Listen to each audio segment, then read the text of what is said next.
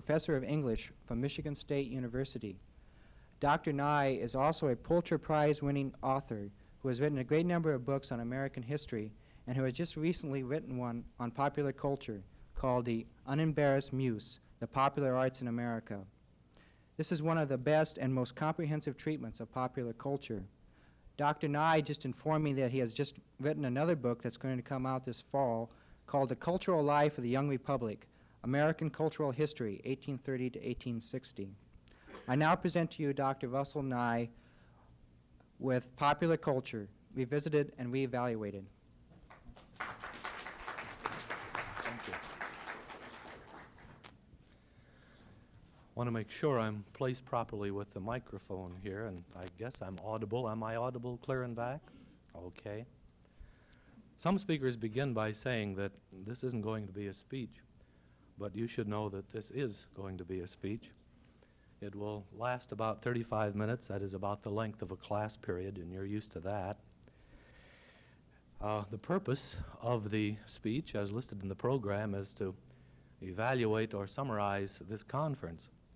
And listening to those portions of the program that I've been able to attend, and I've missed a number of them, I've been wondering how one can even come close to doing this, to doing what I'm supposed to do, to summarize or evaluate a week which is crowded in activities as this one has been. I doubt if anyone could really do this, but it seemed to me that a good way to begin might be to conjecture what an Institute of Popular Culture would have been like had it been held in Ames here, say 20 years ago, in 1953. In the first place, I rather doubt that an Institute of Popular Culture would have been held in an academic setting in 1953. But assuming that it was, what would it have been about? And at once the thought occurs, how does it happen that such an institute can be held here now on a respectable campus, attended by more or less respectable people who've been talking for a week about such crazy things as country music and comics and television and science fiction and women's magazines, or for that matter, stripping? The fact that we are here seemed to me the best basis on which to begin, in a broad sense, to summarize this conference. Two questions, then, I should like to address myself to. First of all, how did we get here? And secondly, where are we going? These are the questions that come to mind as one thinks of summarizing or evaluating this conference. So let's take the first question first. 20 years ago, this institute would probably have called itself an Institute for the Study of Mass Culture, with all the pejorative connotations of that term.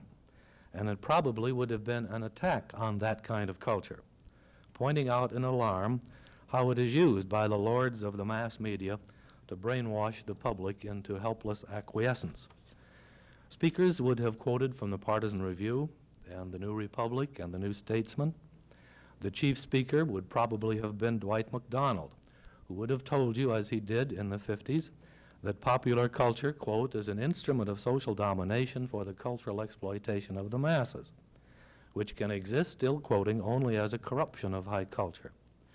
Another speaker might well have been Ernest van den Haag, who spoke then of popular culture as, quote, a villain, or the definition I like best of William Gass. I was on a panel with him in about 1957, and he said, and I quote him exactly, all popular culture is muck, unquote.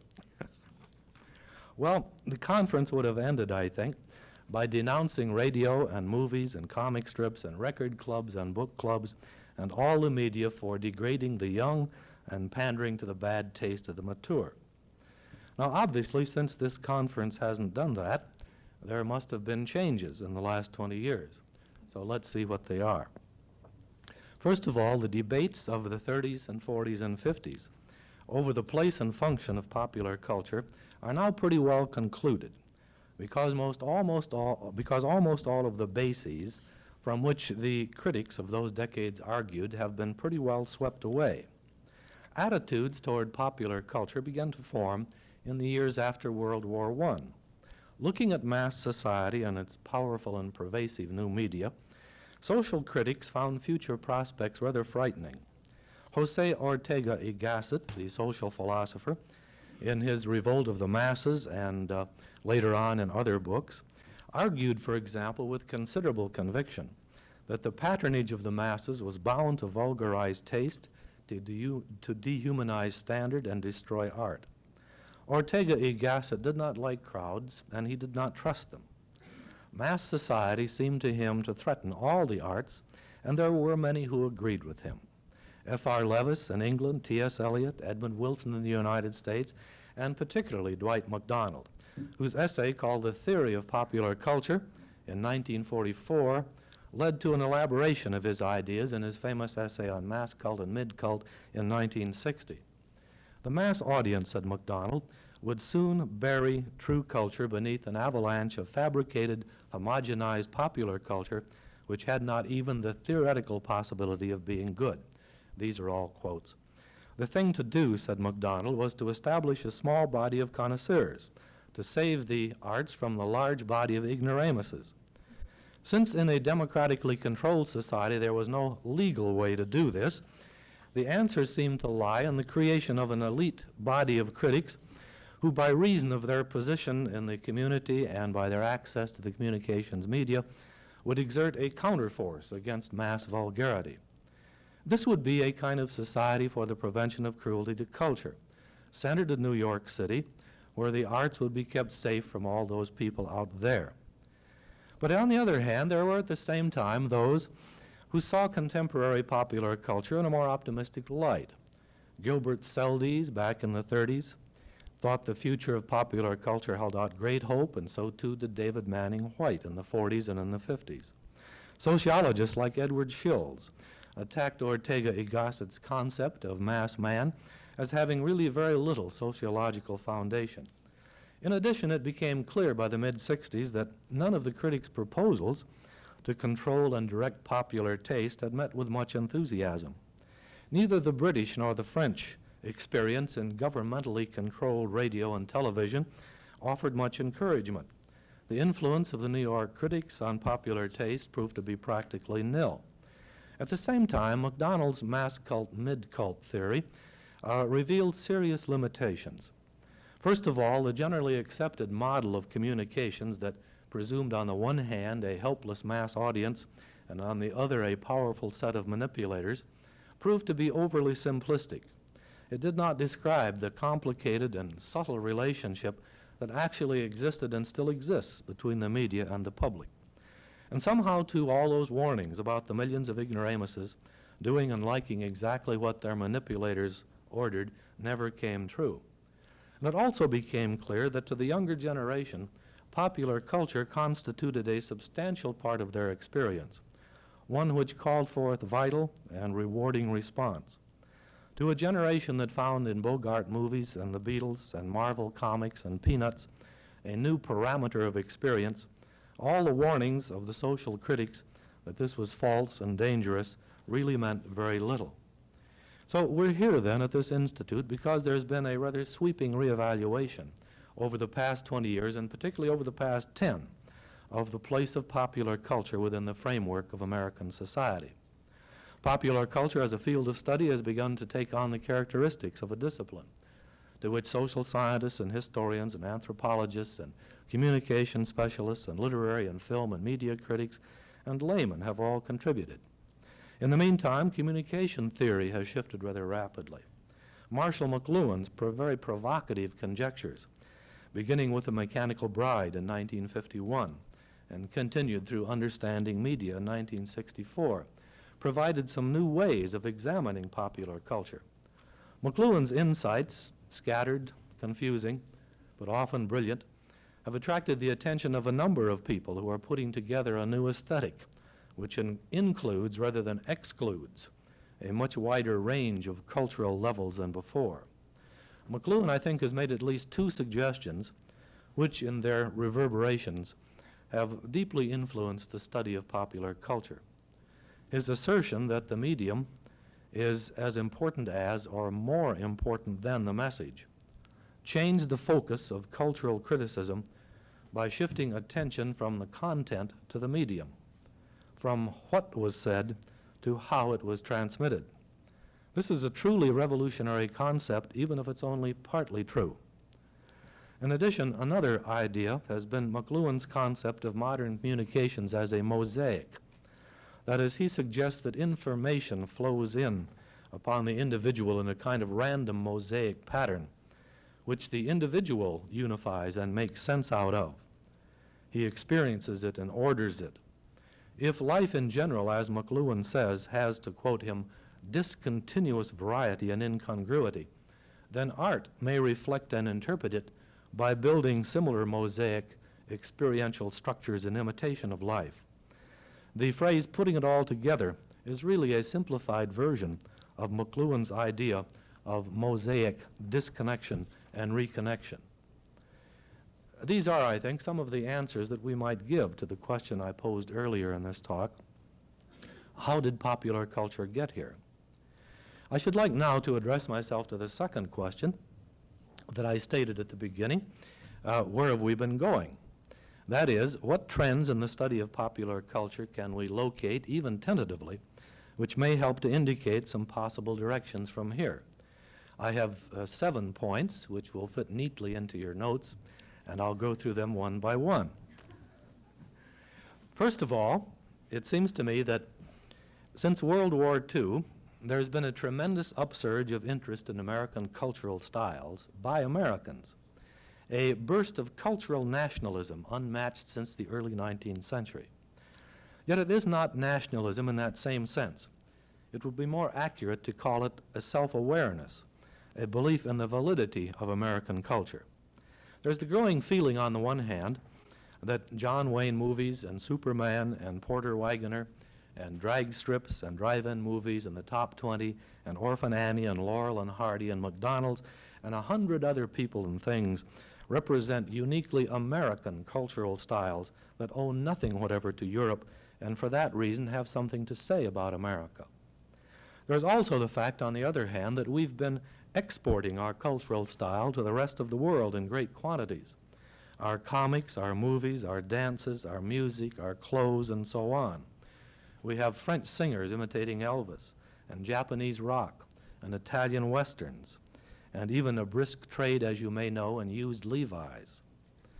Whatever it is that our popular culture represents, there are others who seem to want it and who seem to want to imitate it, which leads us, I think, ourselves to look at it with a new confidence and a new interest.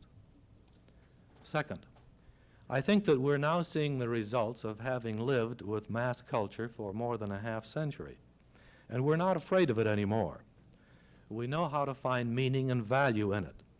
The dire predictions of the 20s and 30s and 40s about the social disintegration and decay that would inevitably follow movies and radio and comics and television and jazz have simply not come true.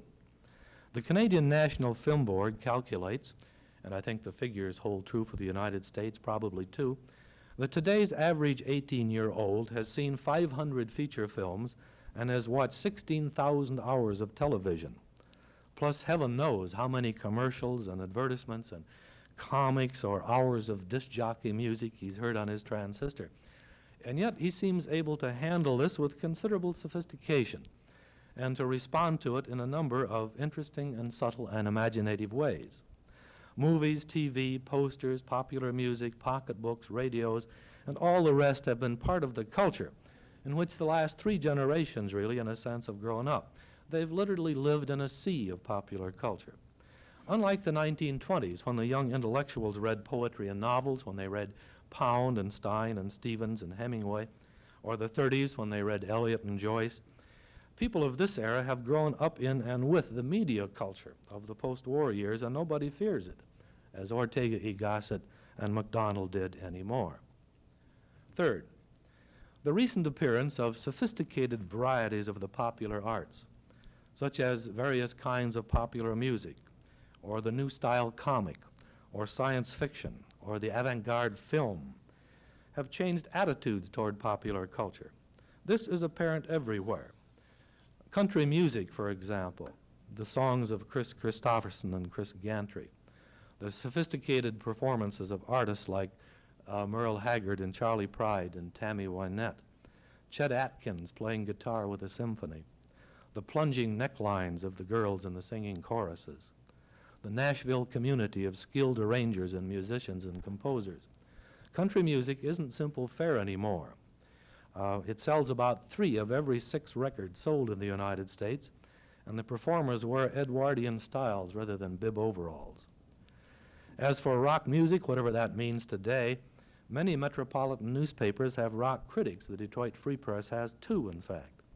And the term itself now, of course, is an old term. It's going to be pretty soon 20 years old, and the Beatles are aging too. And it's a complicated world indeed that needs its own critics. Books on rock music last year, incidentally, averaged 5 per month. Or take comic books. Stan Lee, more than 10 years ago, changed the whole thing. I read, and I wish I'd had a chance to ask him, that he was going to write a movie script for Alain Resnais, the Frenchman, and that Federico Fellini in Italy is a regular reader of Marvels. Comics now combine realism and social relevance and character analysis and the new journalism, and 40% of their readership is young adult and over. Science fiction is another example of the new sophistication. It's now an accepted literary genre. Courses are taught in it. It's developed professional associations and workshops and its own journals and its own literary history. The distance from A.E. Van Vogt to Philip Jose Farmer is a long one, and to writers like John Brunner and Samuel Delany and James Blish. 4. Over the past decade, we have seen a synthesis of popular culture with elements of the elite culture that is unique in cultural history. We find the patterns and the formula of popular culture being used by and in an elite culture. This synthesis can be observed in many different forms. It appears in the musical styles of the popular music that's been created by the Beatles and the Stones in the 50s and 60s. Good popular musicians are often formally trained with a knowledge of musical history and a very sound grasp of musical fundamentals. We find this synthesis, too, in the use of advertising and of comics and other commercial images by such artists as Oldenburg and Lichtenstein and Wesselman and others. Many recent novels and films make use of traditional popular formulas. Thomas Berger's use of the Western in Little Big Man, and Arthur Penn's use of it in the film. The use of the gangster story in Hans Bormann's gangster film Point Blank. Arthur Penn's Bonnie and Clyde, that's right out of the old True Detective magazine. Kurt Vonnegut and John Barth and their use of science fiction in the novel. The whole concept of irrationality in MASH, which I think comes right out of Mad magazine, or borrows very heavily from it. Or The Godfather, which is out of the Police Gazette and out of the popular expose novels like The Lights and Shadows of New York of the 1880s and the 1890s. Elite culture today borrows very heavily from the popular culture area, and the lines of demarcation are sometimes very hard to find. 5th, a quite important development in recent popular culture has been the appearance of the so-called new journalism, characterized by the work of such men as Tom Wolfe, Gay Talese, Pete Hamill, Jimmy Breslin, Dick Schaap, Joe McGinnis, and others. The descriptive term seems to have appeared in the middle 60s along with the style in magazines such as Esquire or New York Magazine, the Herald Tribune, and so on. The new journalism, of course, isn't that new, really. It can be traced back certainly to Meyer Levin and John Hersey, and I suppose even back to Daniel Defoe. But it has caught the attention and the imagination of a number of recent writers. Subjective, quasi-fictional, paraliterary, this kind of journalism seems to be providing a more useful way of handling realistic experience than the novel, perhaps, and it furnishes a form which, while I don't think it will displace the novel, may provide needed alternatives to it, as it has for Norman Mailer, who may never write a novel in the conventional sense again. 6th, one of the most striking recent transfers of a popular culture technique to formal art has been the appearance of the put-on as a complex and sophisticated mode in the lifestyle and the art of contemporary America. At the formal level, the put-on is everywhere around us. Andy Warhol's art, John Barth's novels. Who could possibly believe a hero sired by a computer? Some of Leslie Fiedler's criticism. Uh, I really believe that that one about getting up on the raft, Huck Honey, is partly put on. You know, I was in school, we know Leslie, and this is part of his bag. I suspect some of Bob Dylan and other artists, and a good many others. It's easy to find lots of examples of this. Alice Cooper, the rock group that performs in drag, professional wrestling, anything that Jerry Rubin does, Twiggy the model, the topless lady cellist who plays underwater. At a rock festival in East Lansing 2 years ago, one group played the same 2 chords for 35 consecutive minutes. Now, did they know more than 2 chords? Or was there something significant that we were missing? The put-on's rise to popularity in the past decade or so is perhaps a commentary on the culture of our times. It may be attributable to the belief that life itself is a kind of con game, and the put-on is a way of showing how what passes for reality or truth can be deceptive. The hoax, of course, is an ancient folk device, right out of folk culture, the snipe hunt and so on, of which the put-on is an updated version. At any rate, it's been adopted as a formal cultural device today in both arts and in lifestyle. I think it's ironic that a generation that prides itself on the rejection of sham has developed 2 primary cultural modes, the rip-off and the put-on. 7th, communication technology over the past 10 years has had tremendous impact, and I want to underline the word tremendous, on popular culture. The effects on the popular market of such technological innovations as the steam press in the 19th century and the phonograph and the radio and TV in the 20th, all these are well known in instances of the impact of technology on popular culture, and they've been assessed more or less by historians. But more recently, and in swift succession, technology has made a number of changes that have deeply influenced both those who produce popular culture for the market and those who receive it.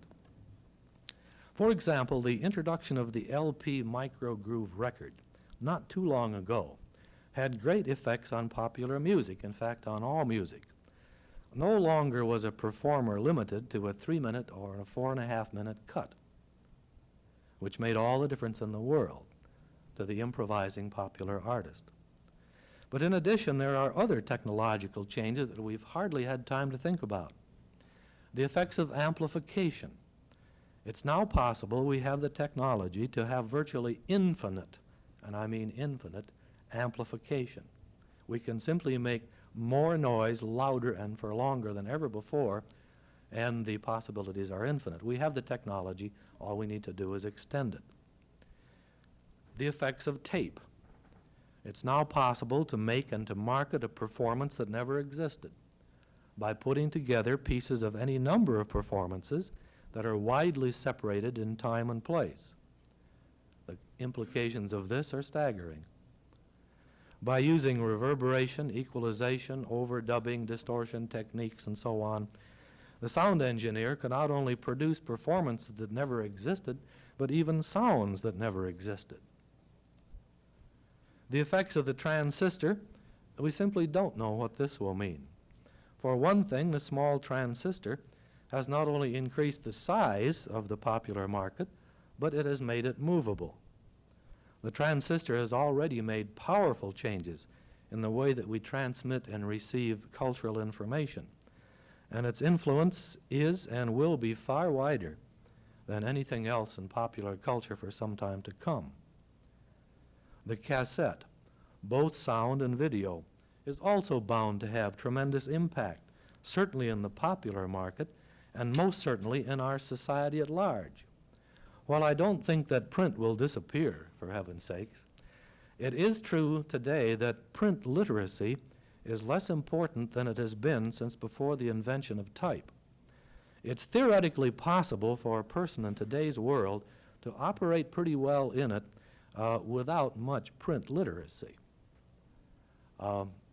There's a friend of mine in the Department of the Canadian government that governs the Northern Territories, and he tells me But there are Eskimos today who actually have skipped the whole print literacy stage of culture.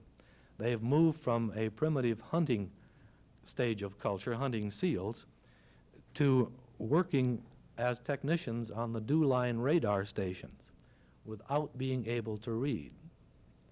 Eskimos are apparently technically very skilled. They learn very fast, and they've adapted themselves to 20th century technology very fast.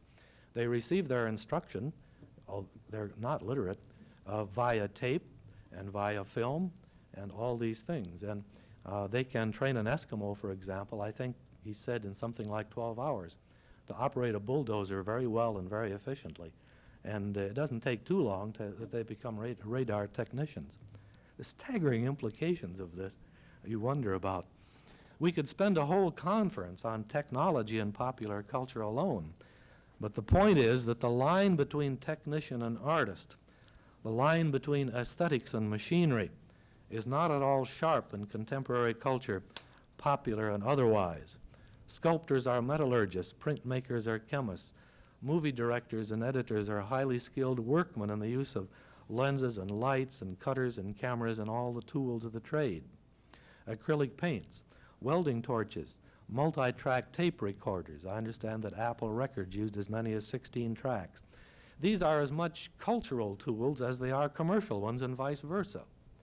Painters use real telephones. Composers use artificial noises. Musicians use instruments like the Fender bass and the Moog synthesizer. Popular music in particular has made imaginative use of technology. The sound engineer's part in making music is as creative as the musicians. As I said, the amplifier alone has virtually transformed the character of much popular music. By using 3 amplifiers on a violin, for example, an engineer can combine and select sound frequencies and levels to produce quite new sounds that a violin could never make. To cite another example, the wah-wah pedal, developed recently for amplified guitar, for the first time gives a stringed instrument voice-like qualities. Now, certainly none of this bears resemblance to what were considered culturally acceptable techniques and subjects in the arts only a short generation ago. This mutual absorption of culture and technology on the popular level is one of the characteristics of our contemporary world. Now, these 7 trends, it seems to me, may provide tentative answers to my second question, which was, where is popular culture going? Now I'd like to move to the third part and concluding part of this paper to suggest quite briefly some things that the next conference here might explore. Popular culture is a new field, a very new field, and there's much to do, many ideas to be tested, enough to keep everyone busy for a long time. First of all, it's obvious that we have much to do in reconstructing the history of popular culture in the United States. We lack collections, certainly, and we know very little about the history and the development of many genres of popular culture. I might give you one example, the history of the American tent show. This uniquely American kind of popular drama flourished between 1890 and about 1930. In 1925, there were over 400 traveling tent shows employing 22,000 people, and that one year in 1925, they played to a total audience of 77 million, which was more than the movies. However, we lack collections of the scripts of the plays they presented. We lack rosters of companies. We know very little about their acting styles, about the mechanics of booking. For that matter, there are not more than 3 or 4 tents left.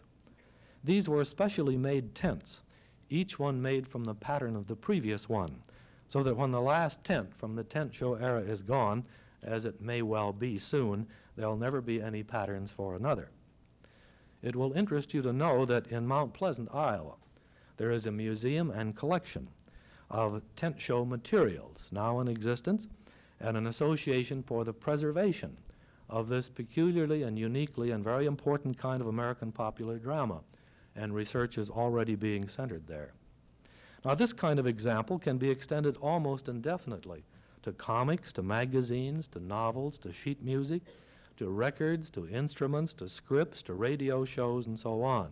In other words, there's a long historical job ahead. Secondly, there is great need for the study of the relationship of performance and popular culture. The popular arts are performing arts. The materials are often familiar, formalized, even trite. And what matters is the skill.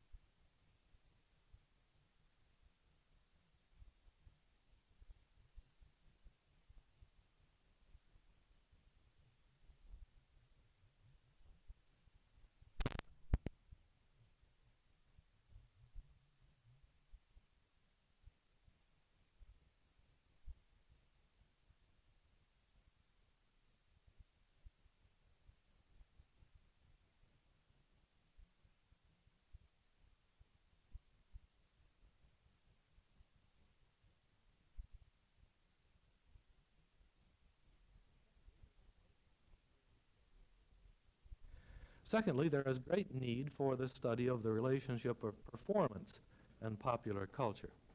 The popular arts are performing arts. The materials are often familiar, formalized, even trite. And what matters is the skill of the performance. We know relatively little about this. Of how a singer like Peggy Lee or Tony Bennett or Diana Ross can take a routine tune that there's not much to it, and by sheer technique make it into something else. How performers like Jack Benny or Lucille Ball or others, and 50 others, can transcend their material week after week. I'm much interested myself in studying improvisation within the limits of the popular culture formulae, how the skilled artist can work within the boundaries of audience expectation to produce variation and individuality.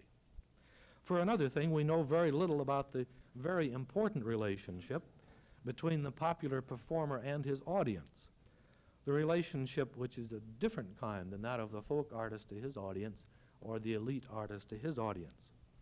The relationship between boxer and crowd. I heard a wonderful paper, maybe some of you did last year, on a sociologist from Long Island, a young man named Terry First, who got a split decision with Emil Griffith. And when he talks about the relationship of boxer to crowd, he knows what he's talking about. We know very little about, for example, professional football as spectacle. We know very little about the relationship, a very important one that exists among performer and scriptwriter and audience in a medium like TV. The popular artist or performer or creator is in quite a different position vis-a-vis his audience than others. Also, as I suggested earlier, we need to know a lot more about technology in popular culture. And in addition, I think we need to pay more attention to things, that is, to the popular culture artifact. Understandably, we've tended in the field of popular culture to emphasize the study of entertainment and of the media because these materials are easily obtainable and they're familiar to us. We're ignoring, I think, a large part of our physical environment and its place in popular culture. For example, a logo or sign. The Coca-Cola sign, I've been told, is now second only to the cross as a universally recognized symbol. I'm not sure this is true. I don't know how to verify the fact, but I wouldn't be surprised. The shape of the Coca-Cola bottle, the Ford trademark, the V sign, certain traffic signs, the diffusion and meaning of these and thousands of other symbols or signs need to be studied. The cultural implications of packaging. Now, there's an industry and a field of specialization that didn't even exist 20 years ago. But the cultural implications of packaging may well be enormous. Museums are one of the cultural historians and the popular culture students' greatest unused assets. And so I think, too, for the sociologist, are supermarkets and discount houses, or cultural anthropologists and others. There's material here, I suggest, for the next 10 institutes of popular culture at Ames. In closing, I think there are certain warnings one needs to make. To study popular culture must not mean that the study and care of traditional high culture should be rejected or neglected. The classic definition of elitist culture as the best that's been done or thought by a society, or the upper levels of society's best accomplishment, this has been and always will be valuable as a means of preserving and transmitting our cultural heritage. Popular culture, too, is an important means of forming and preserving ideas and attitudes and values. Popular culture, however, should, I think, always be considered in the context of the whole culture, just as elite culture ought to be considered as part of the whole, too. Popular culture has to be approached seriously, its materials handled with respect.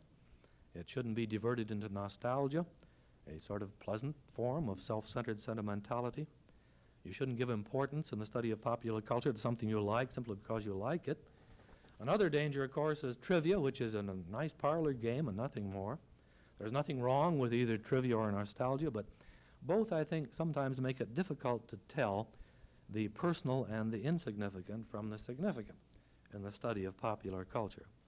There's a difference between asking, what was the name of the third Andrews sister, and asking questions whose answers concern a deeper understanding of our own culture. They were Maxine, Laverne, and Patty. Well, keeping these things in mind, I think that discussions and investigations and institutes on popular culture such as this one tend to widen and to deepen our awareness of life in these United States and to provide us with valuable alternatives to traditional ways of understanding ourselves and our civilization. Thank you.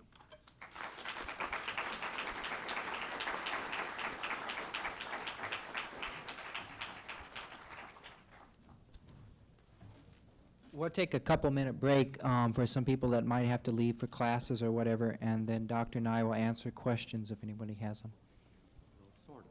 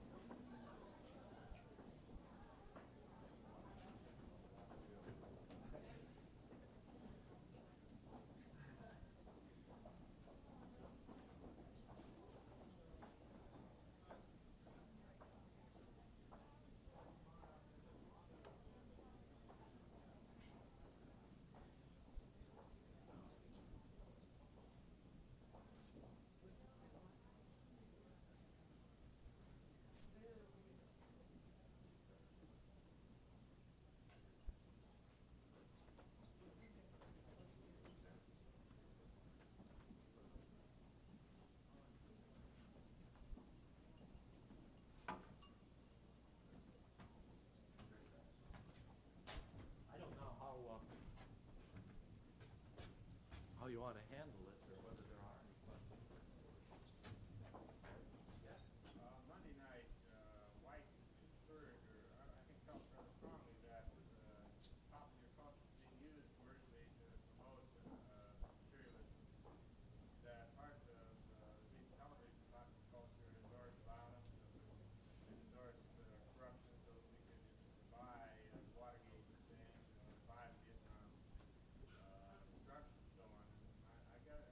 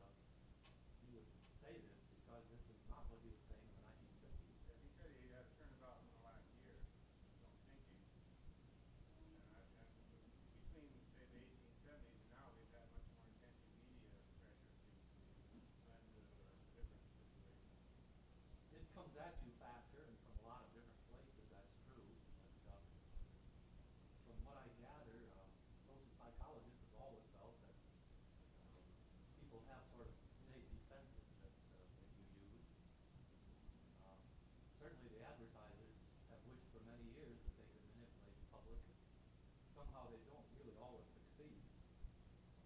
I never, well, coming from Michigan, one never forgets the Edsel and things like this. I just can't really be that pessimistic.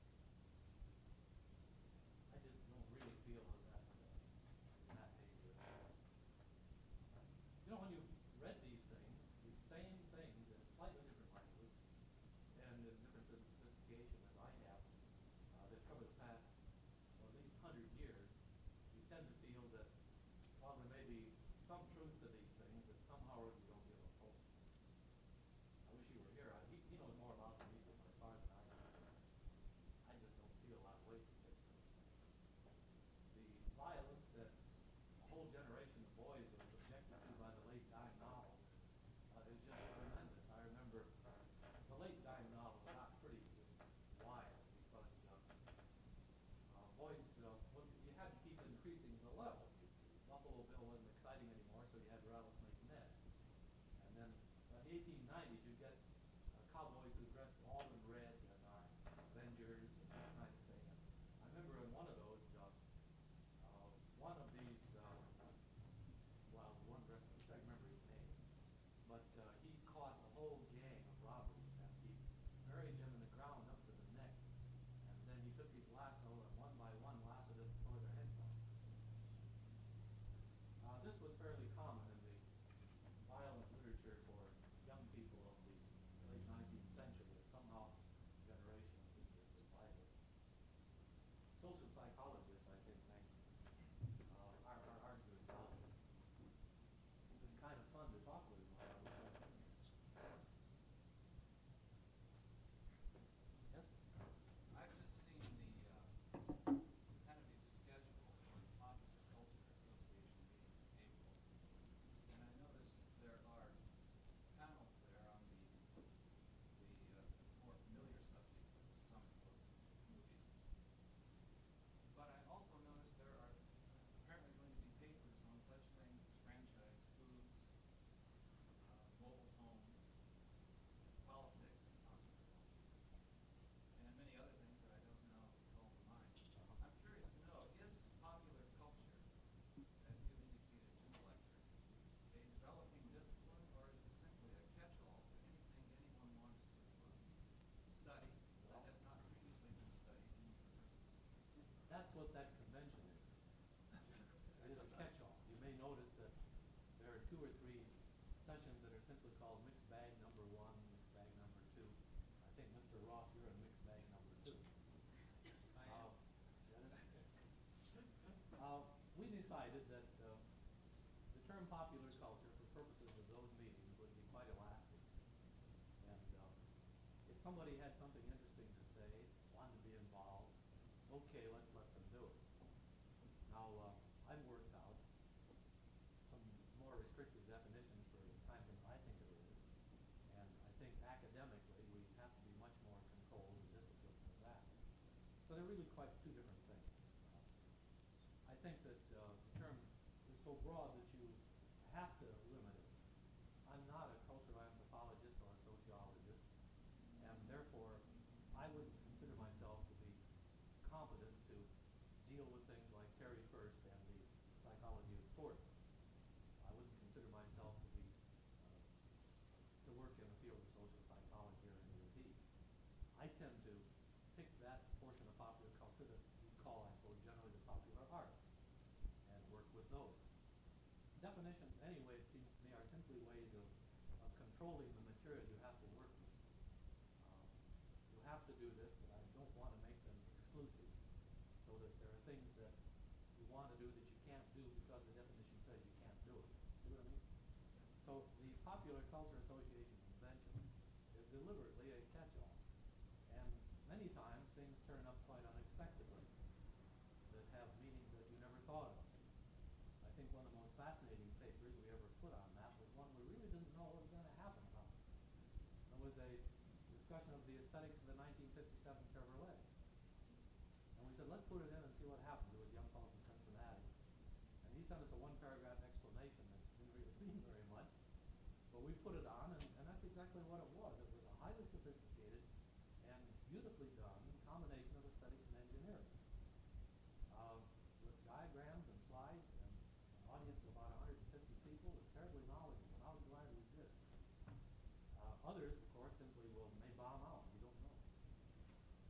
can be used as a catch-all, and I think there are good reasons for doing it.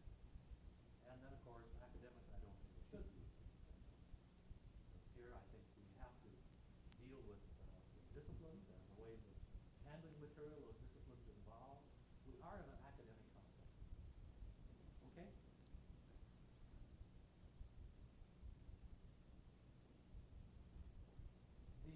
The amateurs who deal with popular culture, you know, I love them because they're enthusiastic and they collect things and they are energetic and all this. And I don't want to cut them out. It can't be that clear to everybody. Yes? Well, I was amused. I served on International Affairs Committee this year, knowing nothing about popular culture, and sitting through now a week of an institute on popular culture. I'm not yet clear as to any parameters that you said. That's what it is. I kept rubbing my colleague on the committee to define it, and no time went to him. We were still sort of, you know. Well, my notes are up in my room, but I'll try to reconstruct it from memory. I think popular culture is a term we use to describe those productions which, first of all, lend themselves to mass production. Secondly, they are made for a market, larger market for that. They are produced by popular artists and creators in order to fit the needs, the tastes, the values of the majority of the public.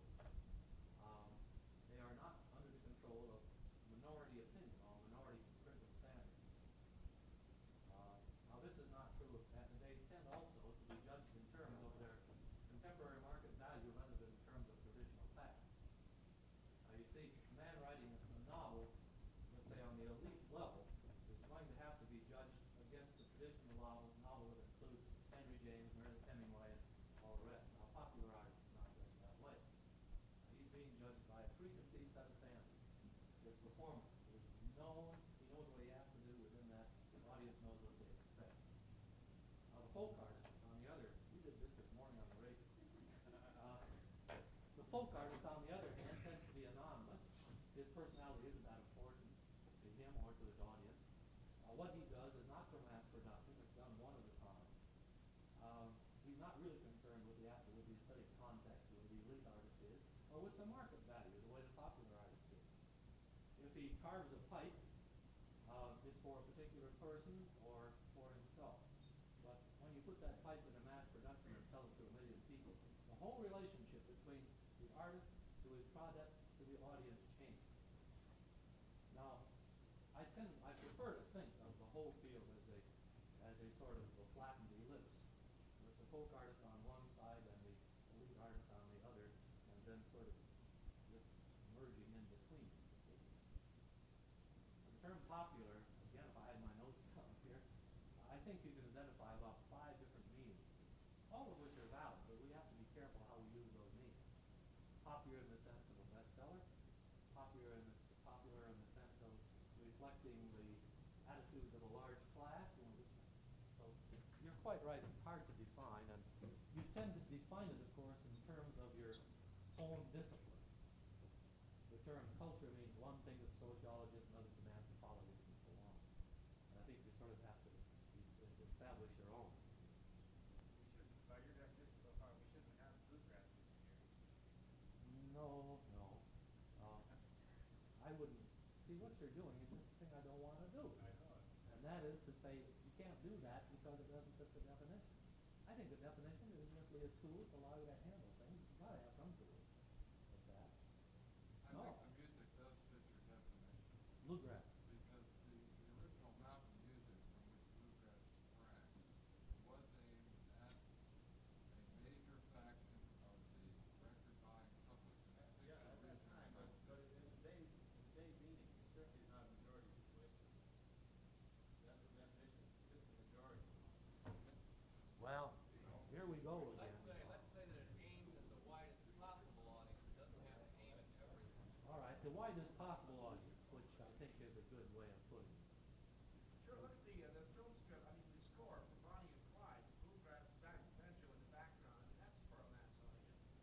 Well, see what happens is this kind of thing, which I think is fine. You get discussions of it, and you get purists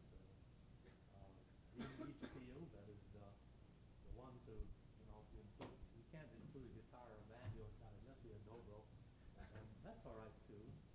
I grew up in a country like this, where I remember Bertie Ammerman and his Ramblers who could play. They cut down the old pine tree, so it's got you here. And I don't know whether that's folk or popular. I know it wasn't elite. So I think that these definitions I'd rather not be too tight about. But this is everybody's concern, I think, is the definition, the methodology, things like this. And I think we do have to think about these topics. If we take away the pejorative elements, would Clement Greenberg's definition of kitsch fit? Well, he, of course, as you remember, worked this out for a particular art. Yeah. And it might. He was thinking in painting terms. I looked around and tried to find all these things. Susan Sontag's definition of can't, which doesn't work, because here there are obvious reverberations that you don't want. I wish there were a good word. What kitsch, perhaps, if you take away the pejorative connotation. The term mass is tough to work with because this has bad connotations on one hand. And then, two, to the communications expert, communications theory, this has a specialized meaning that, again, probably shouldn't tamper with. Well, the terms mass and popular have gotten tossed around this week as if they were synonymous. Are they? I'm not sure they are. People often use them as if they're synonymous, but I really don't feel they are. I'd rather call it popular culture or the popular arts. Simply because I think that's more descriptive. It fits better what we want to do. Mass seems to be noted in all. Yeah, mass indicates a kind of detachment of study, lack of involvement, perhaps. That's a very good point. But may not be what we want to say here.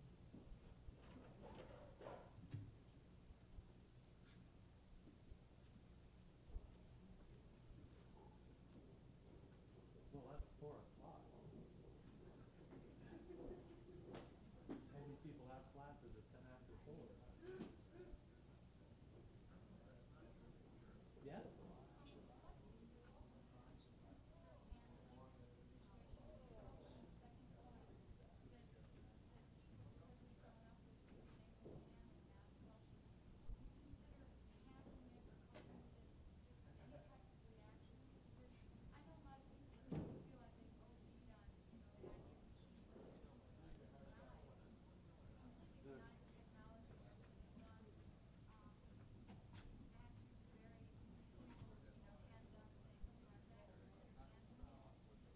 The question is about my second point, a generation which had grown up with mass culture or popular culture. I felt were able to handle it and control it, weren't really afraid of it, could use it. And then you brought up the question of those who completely rejected it, who want to return to organic foods and communal living and so on. Well, I think this is part of the same thing. I mean, for trends, you've almost always got anti-trends. And I think that perhaps is characteristic of the trend as the trend itself. You're always going to have this. I don't think this is a large minority, but I think it's a perfectly valid one. I think what I'm trying to get at here, I think, is my own son who grew up with a different kind of music than I did and who grew up with television as I didn't, and who seems to be fairly normal and who hasn't had any big hang-ups or problems, probably fewer than I did, perhaps. But it just seemed to me that a lot of the warnings of the 30s and 40s about what was going to happen to you people really haven't come true. That's why I tend to discount the warnings about what's going to happen to your kids, you see, when the television people really get you. That's the only point I meant to make here. Well, could part of that warning, could that be part of the culture, so that in a sense we've got our defenses up so that we don't get, totally. Yeah, I think that what happens is that you learn how to handle it. The same thing, went on in the 1890s with the whole Ruskin movement and the establishment of the commune and the reaction against machine-made objects, the return of the craft. Certainly some of you must remember Elbert Hubbard and the Roycrofters and all these tendencies. So it's happened, it goes in cycles. And this isn't new, and it's a reaction to the same kinds of things, really, technology. before, it'll happen again, and it doesn't seem to be fatal. Yeah? Well, I wonder, are these, you're rather confident about this, we're going to handle this. The question here was quite precise. Is that abilities are provoked by the media or popular culture itself, or is that some essential quality of man, which is not touched by popular culture? I don't know. This is a question for the social psychologist, and I don't want to seem to be an authority in that field. This was Edward Shill's criticism of Ortega y Gasset's concept of mass man. And I think Edward Schill probably said pretty much what I've been saying here, that there are defenses that are built in, that the relationship between the individual and the culture isn't that simple, that it's much more complicated. I may have had a longer quotation here from Schill in which he says that it doesn't happen that way, and he has a whole book on it. So I'd rather not go too far with that, because that just isn't my feeling. That's just the way it seems to me. Historically, my feeling is this has happened before, and we've seen it happen. We've gone through it. It goes in cycles. So in other words, if you don't really have a value system or system of criteria for evaluation, you talk of, the Coca-Cola sign replacement or matches the symbol of the cross. That's all you could just consider that, but no inherent evaluation as to what. Not particularly. I wonder what it means. And we'll ask that. And so I'll ask what it means. That's the point. what does it mean then? Because I'm a cultural historian. What does it mean then? I don't know, because I just heard this about 2 weeks ago. And you can speculate as well as I can. Could you maybe take an example of one symbol being matched by another or surpassed, or the history, and elucidate what are the trends? Trend. I'm not sure what you mean by trend. Because I'm interested in the use of the symbol. And its meaning in different contexts, you mean that kind of Yeah, I thing? mean, what's the history of it, what will it lead to in terms of comparative approaches to old symbols? Well, let's take the V sign, for example, which has been used in at least 3 different ways in our own memory, and which has a longer history than that. It shifted meaning over a number of years. Remember, it meant V for victory. Mao means peace. And it means a number of other things. I think the concern here of the social psychologist and folklorist is what these things mean in different cultures. One thing that we were talking about at lunch today is the president of the Beethoven Symphony, which meant an entirely different thing to a European who grew up in World War II than it does to me. Because that to him was the BBC underground news that he might lose his life by listening to. Another example I think we used earlier was the Indian and the masked man. You see situations in like this. Now this is a whole field of social psychology that I really don't want to be authoritarian. There are people who know this and who are willing to speculate about it. Yeah? You began your talk by referring to some of the critics of the 30s, 50s, and you went on then to talk about the last 20 years with the possible implication that somehow all of those fellows in the earlier decades have been brushed aside or set aside.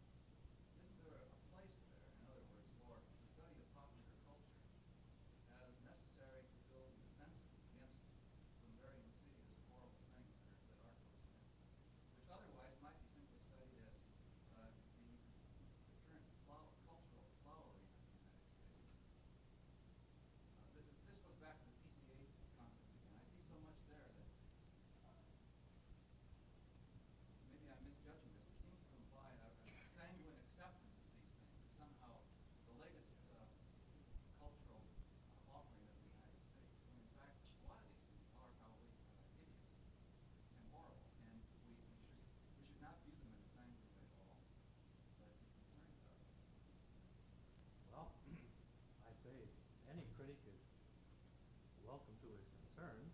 And going back to Edmund Wilson, his criticism of the detective story was, of course, from an elite point of view. And I think that what he failed to see in the detective story was the sheer skill and technique of the people who were forced to work within limited conventions, who were just as skillful as Wilson or anybody else. The refusal of the elite critic like Wilson to recognize sheer skill and technique all seemed to me a great blind spot. Granted that the convention was striking, banal, set. My God, you look at what people do after work in it, and you get great admiration for their skill. Henry James is a mere tyro in some cases, some ways, beside the man who really have skills and techniques that Wilson and others couldn't recognize as being valid, and I think they are valid. MacDonald, of course, was working out of the Marxist orientation of the 30s. And this is very clear in what he says, his criticism is political. And the quotation I read, and I could multiply this by 10, was simply straight 30s Marxist criticism. And I agree that in the 20s and 30s that some people may have had real reason for fearing the impulses of the mass, the rise of fascism and so on. But again, every generation has its own dangers, and that was one of them. And then, too, I think immediately, when you begin to make value judgments, like such a thing as horrible, distasteful, awful, boring, dangerous, that you're doing something that I'm not fully prepared to do. That which we consider tasteless, well, for heaven's sake, look at the cycles of popularity of things, of people collecting Tiffany lamps. And there was a reason for criticism in the 90s, and they were the worst possible things they could be. I think you have to take this historical perspective. The script developments in cities. Cities have been attacked, of course, since we ever started. The thing that I really